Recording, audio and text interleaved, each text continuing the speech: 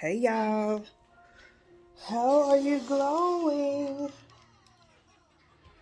So, um,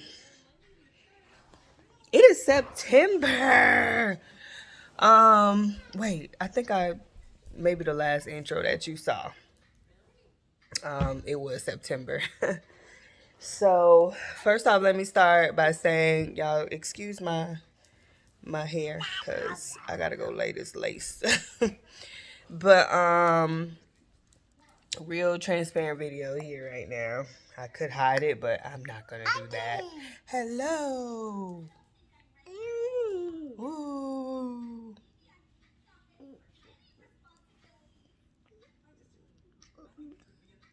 You want to tell the people how you just spilled all the orange juice on yourself in the car? Huh? You want to talk about that? Hmm? You want to talk about that? All right, so I just wanted to do this real quick because I haven't been really keeping y'all updated on what's been going on. Why? Because August was such a month, y'all. And honestly, whew, I believe that September is going to be definitely a September to remember. Because August, I think the last thing I recorded was, which should be uploaded before this, but back to school was one video, and then that was the last thing I posted, I believe. And then I tried to do a little update because me and my husband got really, really sick. Like really, really, really sick. And I do believe we had COVID, but we never went and got tested. We never, um, or anything. We just rolled it on out. Because at first, when it first started, we thought we were fine. But anywho, yeah, we were just really, really, really, really sick. Down. Like it had us down. It started out like flu. And then, y'all, God is good. And we had our reasons for not going to get tested for COVID. We just made sure we took every precaution because living here in Georgia, we don't have any family here really to be able to somebody watch our kids while we get through this. Our family's in Florida, which was literally just my parents. That's where my kids were all the time. So we pushed through it. Whew, prayed. It was rough. My husband had a harder hit than I did, but by the grace of God, our kids were covered. Like, and we had to push through to take care of the five. So this is why we knew like this was something that we had to get through. Like we had to give ourselves strength to get like God's strength and his grace had to get us through because it lasted for about a good 2 weeks. It was the first week was tough. Then the second week got a little tougher. Then we started to kind of go down a little bit. But my husband was, he had it the hardest. So even after I started feeling a little bit better, he was still being hit hard for a couple days, like short of breath.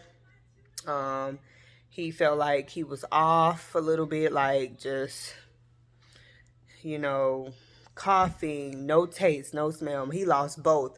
I only lost my smell for like a week. And that is a very interesting thing to lose. Um, it was interesting. What's in your mouth? Spit it out. Spit it. Spit it out, Ren. Thank you. Give me.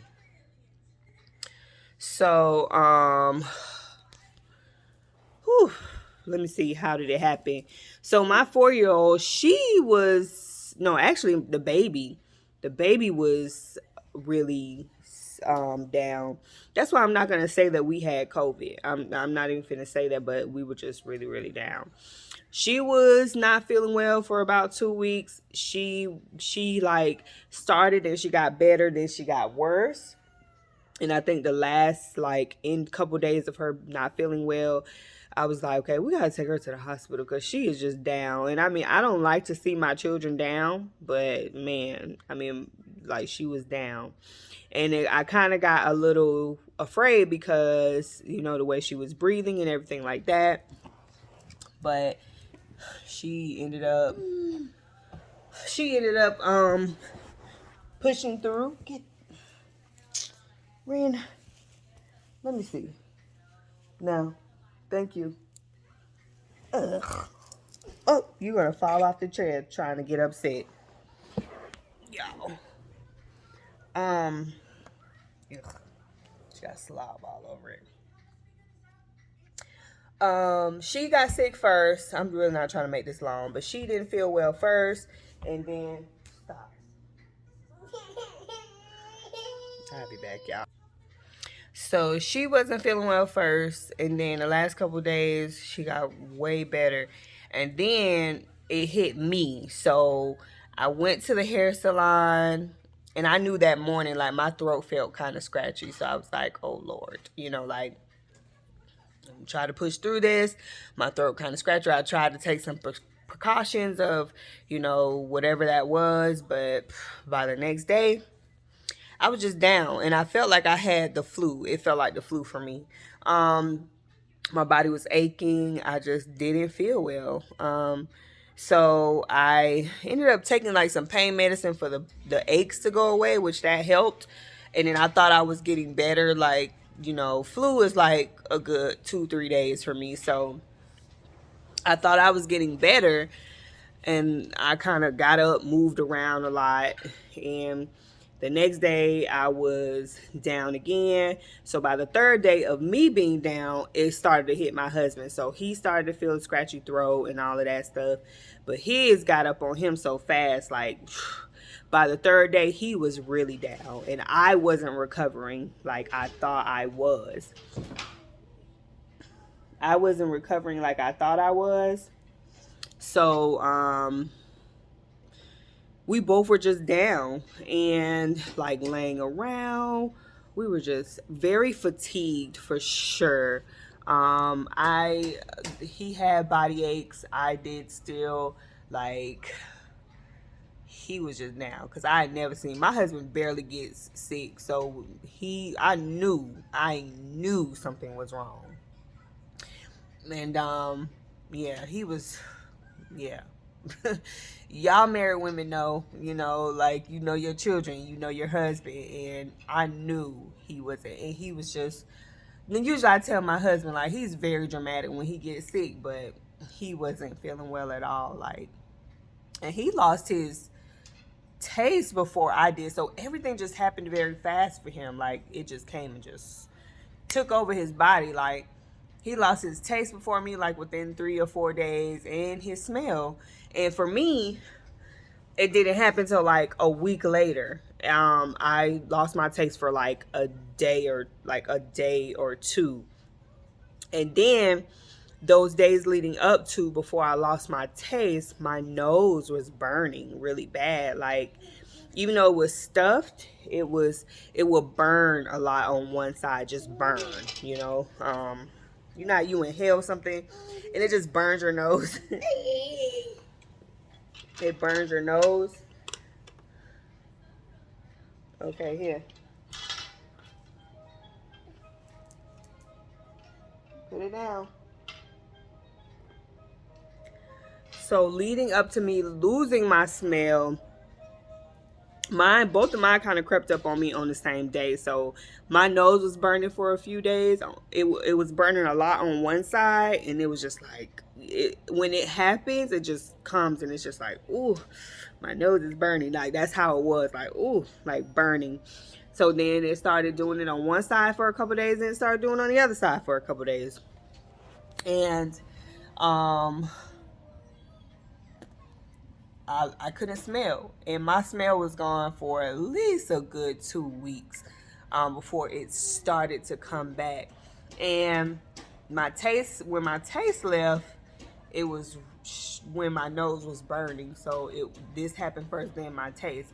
And I was cooking some soup, and I was like, oh my God, I can't. When I realized my smell was gone, I was like, I cannot smell what I'm cooking. And that's not usual for me because you know, when I cook, I cooks, and I was like, I don't smell this soup. Like, I don't smell anything right. I can't smell what I'm cooking.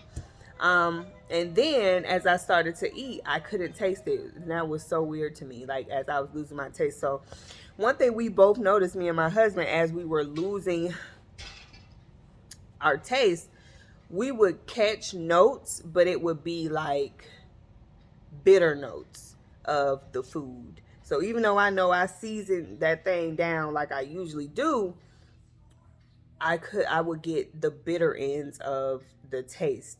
And then my husband, there were some things he would taste the sweetness, and some things he would get the bitterness. But then after a while, he just lost it all.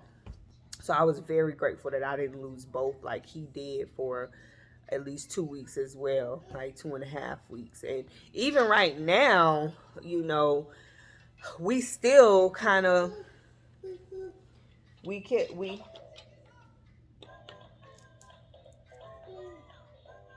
even right now we still kind of struggle a little bit with the taste and the smell. So for me, it's some things like I feel like I can't smell that, and some things with the taste is starting to come back.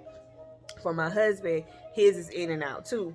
So y'all, we were down. Like, I just thank God. I really, really, really, really thank God, because I thought at some point, you know, for me, I felt like I had to be strong because my husband, who had it worse than me, and I felt like I had to push through more than him, even though we both weren't feeling well. So here I am, 5 months pregnant, going through this, and we still had to make sure we got the kids up and got them together. We still had to kind of keep our cool, even though they saw us laying around a lot. They it was kind of interesting with the kids because, you know, we just kept telling them we're not feeling well. And but y'all, we didn't feel like we were dying. My husband thought he was, because his shortness of breath and everything. I kept asking him, like, do you want me to take you to the hospital? Like, we'll figure something out. Like, what do you want me, what do you want to do?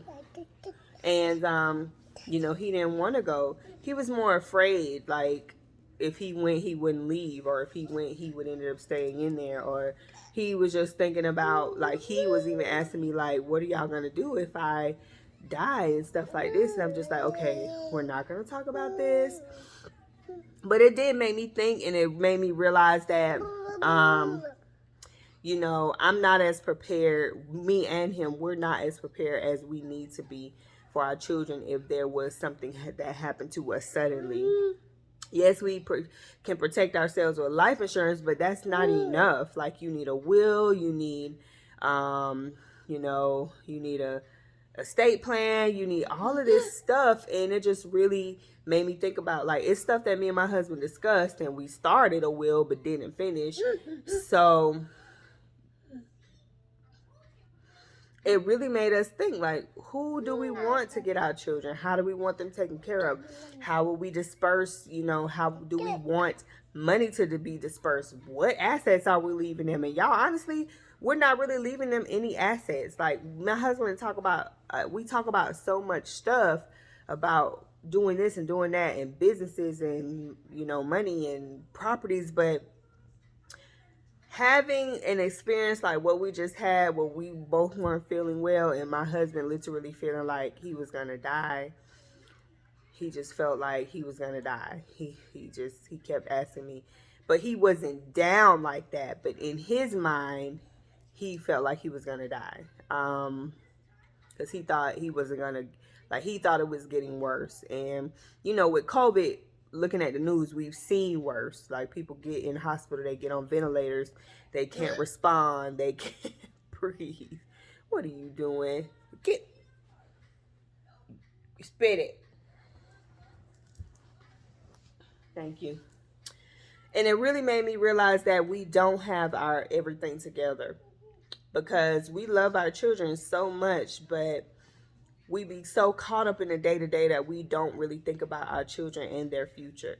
And looking at our kids now, we try to pay so much attention to them, like, you know, and really pray about what God is going to do in their lives. And I want them to be able to pursue that, even if me and their dad is not around. Like, I want that memory and that impact to be left for them. Like, My son, he wants to buy a Lamborghini, y'all. He's 10 years old. He's been talking about a Lamborghini probably since he was 8 years old. And we know those are like $200,000-$300,000 cars, and he wants one of those. And I want to be able to leave a plan for him and money for him that will help him get to the point of where he can buy that Lamborghini, and he'll be able to say, my mom left this for me because she remembered my dream. She knew that we talked about I wanted to buy a Lamborghini, and she positioned me to be able to do that.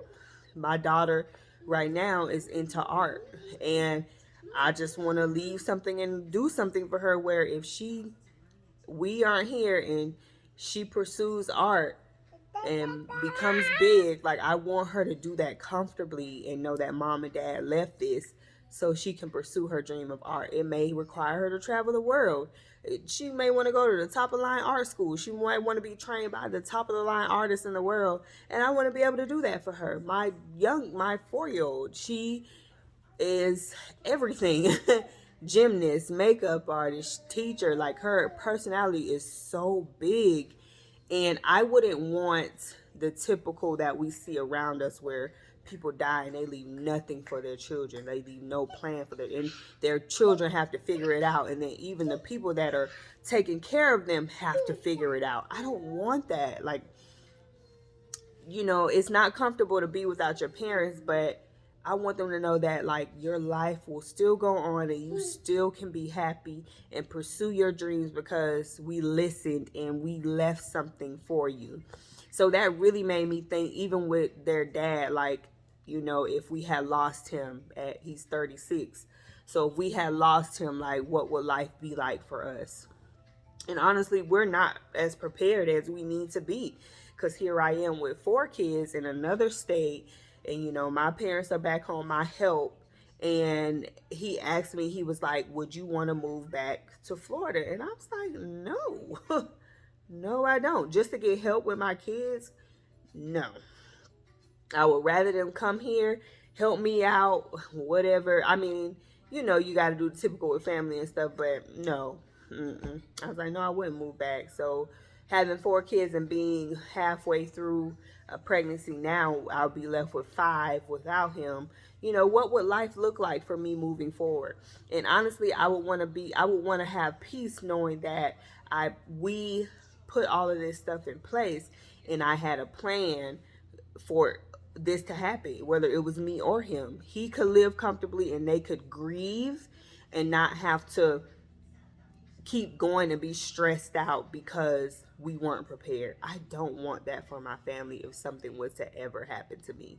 Like, I want them to have as much peace as possible, Like, I want them to feel my love even when I'm gone, even though I'm not here. Like, I would want them to still be able to feel that mom did this and my wife did that to make sure we were okay. Because I want them to grieve, in peace, if that's a thing. Like, have all of the time that they need to grieve and be able to move on and recoup themselves in their life.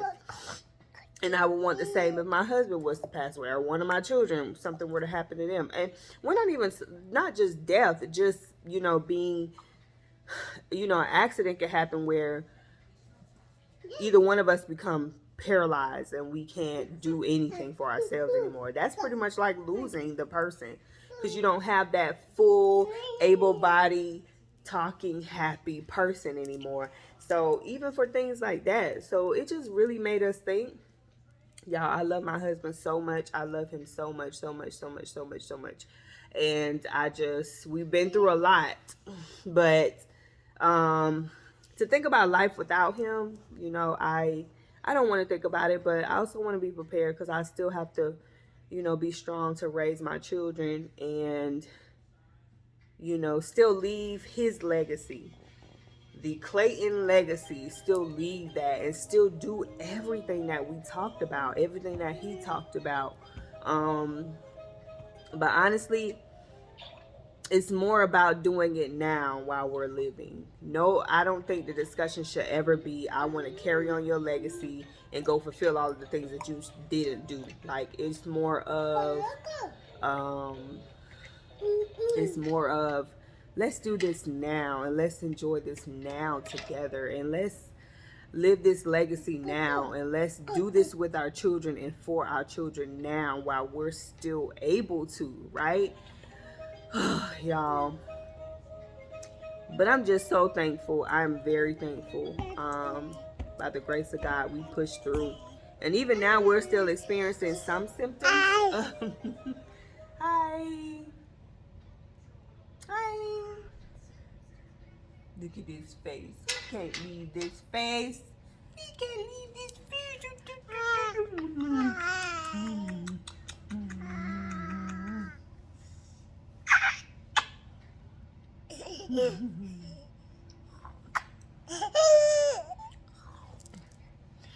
But yeah, so it's life changing. And I realized, like, you know, I've been through a lot of life kind of almost moments where, like, Ring, don't fall. I've been through a lot of moments where, you know, it could have been near death experiences. Even when I was pregnant with my son, my first child, like, I was on the interstate and our car just hydroplaned and went over into the median. But, you know, we could have ran into people, we could have flipped over, and we both could have.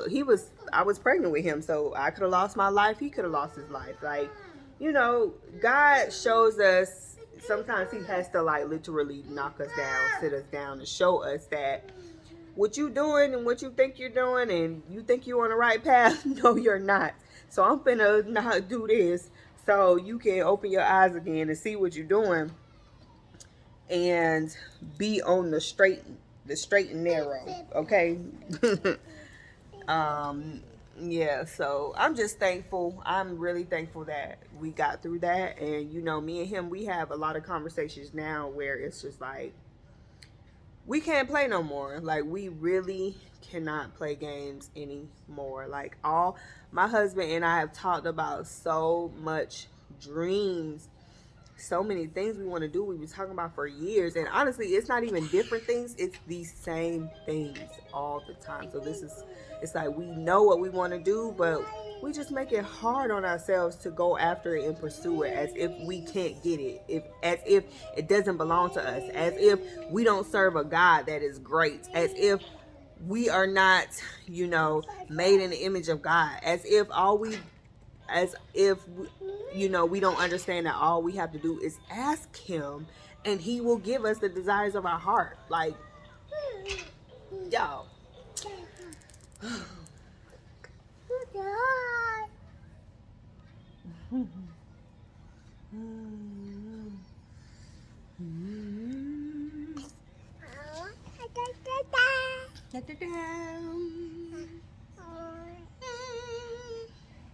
Oh, about to drop the phone. But that's it. I just wanted to kind of update on that too, because that's pretty much what our August was about. Like, we were down for the most part. We got through back to school, and then we went down, really. So, man, what are you doing?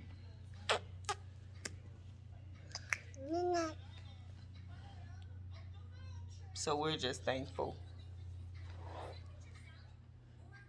This is truly a testimony. You look at me, you listening to me, you hear my voice. This is a testimony. For real, for real, for real. Testimony. So we're just thankful. Let me go now, because I'm just like chatting away. Say bye-bye. Say bye-bye. Say bye-bye. Say bye-bye. But y'all, live life now. Like, seriously, you may feel like you are at the bottom, and you're really not. You have everything you need. You just have to trust God and trust the process. Trust the process. And that's it. Remember to glow. Remember to affirm yourself. Remember to do what makes you happy, because you can't pour from an empty cup. So Follow me on Instagram at Crystal Clayton _ and friend me, follow me, DM me, leave a comment, whatever you want to do. I'm always down for connecting. And I'll talk to you guys soon.